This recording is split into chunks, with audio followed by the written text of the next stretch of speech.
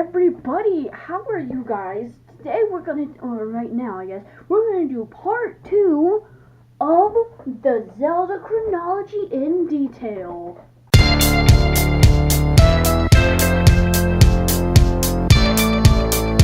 Hey everybody, it's jdubs here, welcome back to another video. This is a video dedicated to you, Mean Expert 1814. This is the second part of my however many part series. I have no idea, it depends on how long it takes me. I'm going to try to make each one about 20 minutes. If it goes a little over, a little under, that's too bad.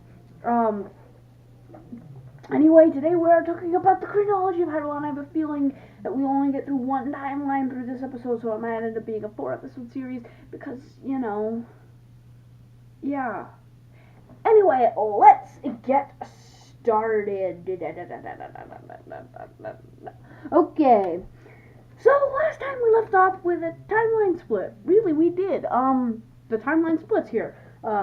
What happens in the adult era of Ocarina of Time after Link defeats Ganon? What happens in the child era of Ocarina of Time when Link defeats Ganon? And what happens, of course, if Link dies in Ocarina of Time? Once again, spoilers for the entire Zelda series. Again, just warning you guys right now, if you want to play any of these stories and see them for yourself, don't watch this video. Watch a different video, or maybe watch a Let's Play, play the game yourself, learn the story of these games, and then you maybe want to come back. Or if you want, because I'm kind of teaching you guys about the story of the game, stay here and learn about the story of the game, you know, if you don't really want to play it or watch a Let's Play. And honestly, for quite a few of the games in this timeline, there's no story in the game. You'd have to look up online, so let's get going. In this timeline, we are going if Link dies at any point in Ocarina of Time. So that would make it so that the Demon King, gains the Triforce, the entire Triforce, all 3 pieces, because he captured Zelda, he killed you, got your Triforce, and he has his Triforce. And so there's a big war, the imprisoning war, over the place. And what ends up happening is the 7 sages that I mentioned ended up sealing Ganondorf in the Sacred Realm, except it's no longer the Sacred Realm, it's become the Dark World. That was his wish, to turn the world evil, well, turn the Sacred Realm evil. You know, wishes, you know, loopholes. So he was trapped into the Dark World,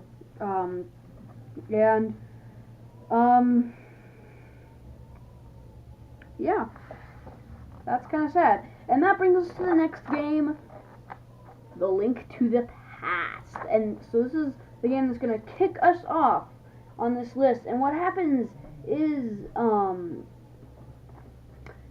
Aghanim the priest is turned evil by Ganon, right? He's Ganon's servant, and locks up Princess Zelda. Oh no. And she's taken some of the sages already, and he's using them to open a portal to, guess where? The Dark World, where Ganon is sealed, and hopes to bring him back to the material world and all that good dandy stuff. And so, at the very beginning you get words from Zelda, and she tells you to save her. And so you go into the tunnel and you save her, but sadly, well, actually, not sadly, you bring her to the sanctuary, and she tells you to go see an old guy who doesn't turn out to be where she thought he was, and then you have to go do a dungeon for the old guy, and old guys, old men, old sage guys, and lots of stuff, and then eventually, you fight Aghanim, after he has taken Zelda, I believe. I'm not sure, I've been forever since I played this game. After he's taken Zelda, and you gotta fight him, and after the fight, when you think the game's over, he transports you to the Dark World, and now you have to do 8 more dungeons to get, I believe, the sages back or something. I don't know. Oh, and there's a Master Sword involved somewhere in this. I'm not super sure in the story. Let me get this straight again. Okay, I remember now. So, the entire quest is actually to go get the Master Sword. You are sent off to 3 dungeons around the Light World to go, Hyrule, to go and get the Master Sword, and once you get the Master Sword, you can fight Aghanim, and then Aghanim transports you to the Dark World, and you have to defeat the 8 dungeons before you can do something. I'm not exactly sure what that something is.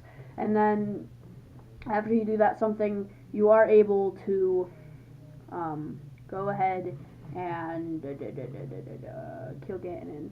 So, one of the more interesting story games. I did not do a great job of explaining it. This is the first game released chronologically, like in the release date that had the Master Sword. It kind of introduced the concept. And so yeah, next we go to Oracle of Ages and Oracle of Seasons, in which Twin Robo from Ocarina of Time is trying to revive Ganon, and you have to go to Hollow Drum and Labrina to save the oracles Din and Nebru. Farore's oracle there somewhere, but she's really just side thing. You have to save them, and then you can link the 2 games and get the ending where you have to kill Ganondorf. The story is pretty fun. It's kind of Pokemon in Zelda, but you know, that's kind of what that is. But it works. And so there's lots of time travel in Oracle of Ages, and lots of season, like different types of season mechanics in Oracle of Seasons.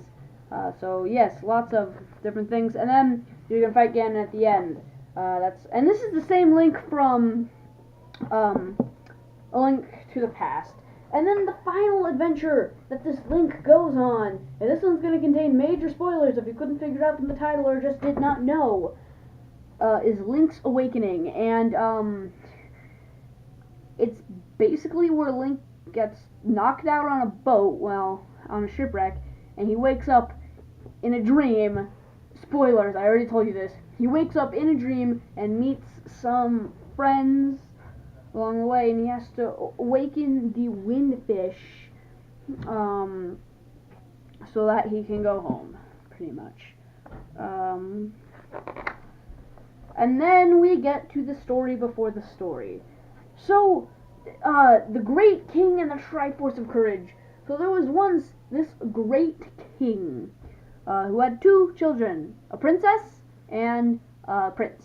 And he did not trust the prince to carry on the Triforce of Courage. And so he decided when he died to give it to the princess, but the prince didn't know this. And so when Princess Zelda ended up having the Triforce of Wisdom, that princess ended up having the Triforce of Wisdom, the prince got extremely mad and was helped.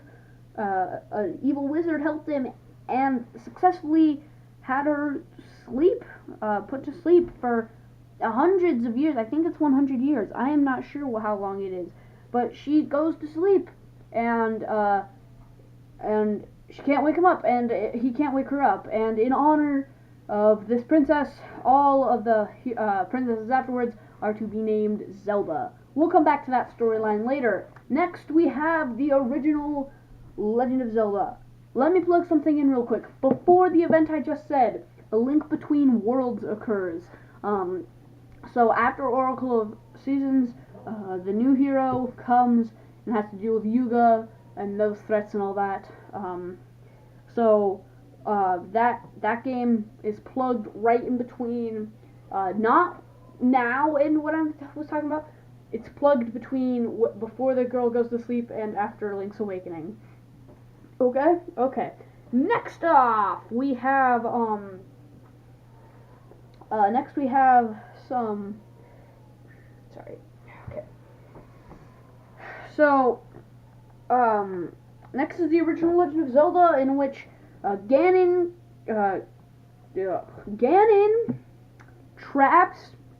kidnaps Princess Zelda, who has Triforce Wisdom, and Zelda splits into 8 shards, right? And it's up to, and Link, this traveler, stumbles upon Impa, and Impa tells Link to go and find Zelda, save her, find the 8 pieces of the Triforce, and save Zelda. And this is where it comes back where I was saying, because he is the chosen hero,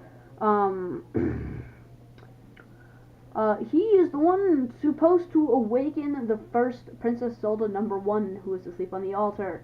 And so he adventures around to find the 3 Triforces and put peace in Hyrule, and the power of the gods has been restored to Hyrule through the courage of a young boy. You know, that took way shorter than I expected. So if you successfully defeat Ganon in Ocarina of Time, the child timeline occurs, and this is what happens after or while Link is a child. So the Princess Zelda uses her time travels to put Zelda in, or put Link back into his childhood, and this is the adventure he goes on. He departs to look for Navi and stumbles upon Skull Kid with the Majora's Mask, and stumbles upon Termina, in which all the events of Majora's Mask take place. And very creepy game, definitely one of the darker games in the series. It's a very spooky one, with some really heavy themes for for E-game originally, you know. But he gets the Ocarina of Time. He can transform into Deku's, Goron's, and Zora's, something that we can all admit that we wanted to do. And so, yeah, he kind of has this otherworldly adventure. And when people say Link is dead in Majora's Mask, I have to say no. No, because unless he somehow impregnated a woman while he was a child, then it can't have, because it's been confirmed that Twilight Princess Link is a direct descendant from the Ocarina of Time Link. So he cannot be dead in Majora's Mask. There's lots of proof on that. Go watch some videos. But Ganondorf is executed. The 7 sages decide to, kill him, or at least try to kill him. But in the result, one of the sages gets killed. He is banished to the Twilight Realm, which many theorize is where the Gerudo were held during the imprisonment. Right, they got imprisoned because they were rebelling or something, and that's where the Twilight reside. And Ganondorf was banished to the Twilight Realm. And so that's the whole Twilight Princess thing. I'm doing a playthrough of that currently. Not very far in, but it's going on. So he gets stuck there and persuades Zant to take over Hyrule, or take over the Twilight Realm and then Hyrule.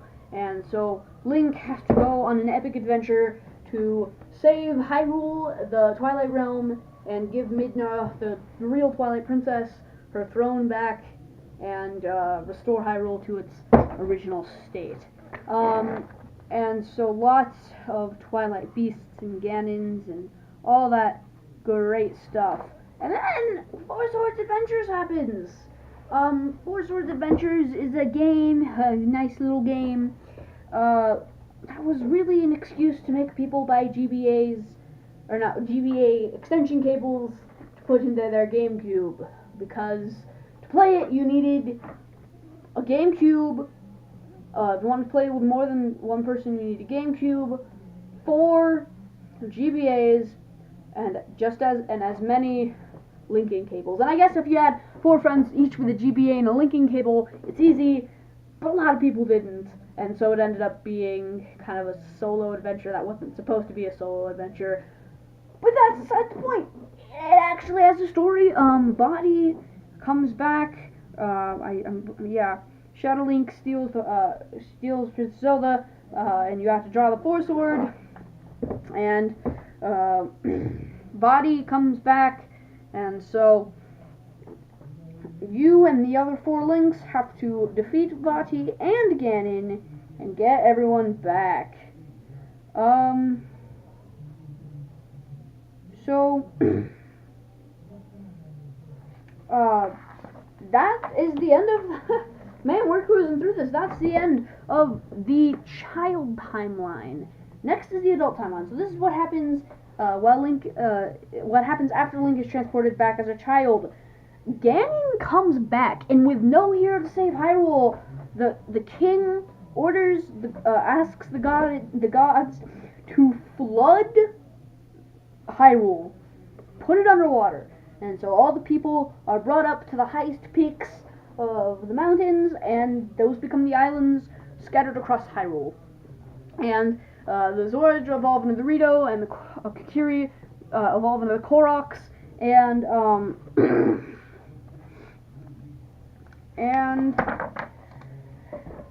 they seal Ganondorf in there, except he's not sealed, and he comes back in Wind Waker and starts stealing people trying to find Zelda, right? Because Zelda doesn't know she's Zelda. She's just, spoiler alert, which I told you already, Tetra, who is a pirate who helps you along your way.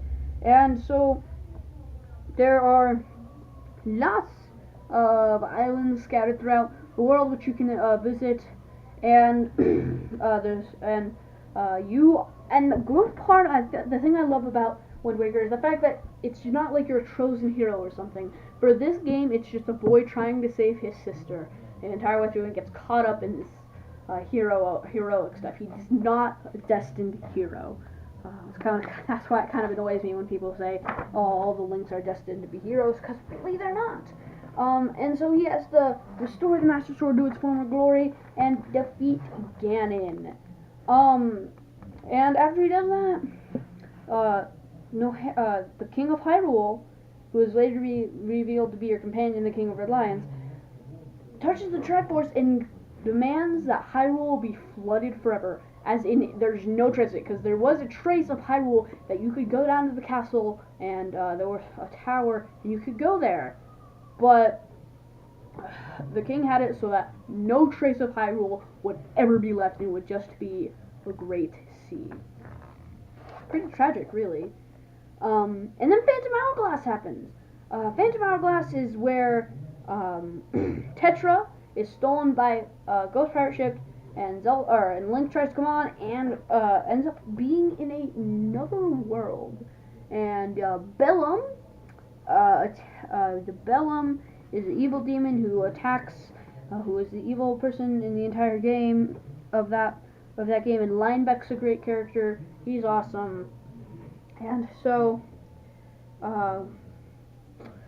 you have to go through the Temple of the Ocean King multiple times. There are spirits, and there's an hourglass. I don't really want to explain this. Find a Let's Play of this game, honestly.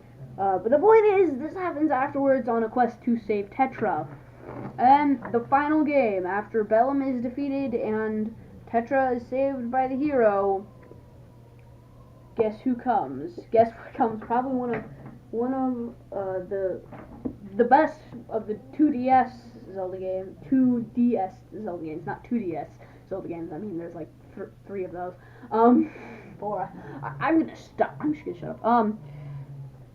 Spirit Tracks. The Legends of Spirit Tracks is after Tetra and Link find a new land and call it New Hyrule, and technology advances and trains are invented. And there's an evil being called Malladus that must be killed because it's being unsealed, and trains and flutes and trains. I hope that was a pretty bad description. I hope it's not that bad, and you can still understand what I'm doing. You're welcome, me and Expert 1814. That is my two-part series. I thought it would be like 4. My two-part series on the Legend of Zelda timeline. Thank you guys for watching.